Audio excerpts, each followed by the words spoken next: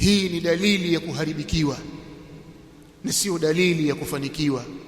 Utakapoona dunia yako ni sababu ya kukuharibia akhira yako, basi jua wewe unaendea kwenye hasara. Idiriki nafsi yako mapema na urejee kwa Mola wako subhana. Utenge muda wako kwamba huu ni muda wangu kwa ajili ya sala. Ibada sio swala peke yake, huu ni muda wangu pia kwa ajili ya darsa. Nimepanga na nusu saa na masaa mawili na saa nzima na masaa matatu, huu ni muda wangu kwa ajili ya ibada yangu ya dini yangu. Alafu Allah atapanga mipango yako vizuri, Allah atasimamia kazi zako vizuri. Sisi hatuna maisha magumu kama waliokuwa nayo masahaba wa Mtume Muhammad sallallahu alaihi wasallam, na hatuna family kubwa kama wao, na hatuna usimamizi mkubwa kama walivyokuwa wao, lakini walipoisimamia dini Allah akayasimamia maisha yao.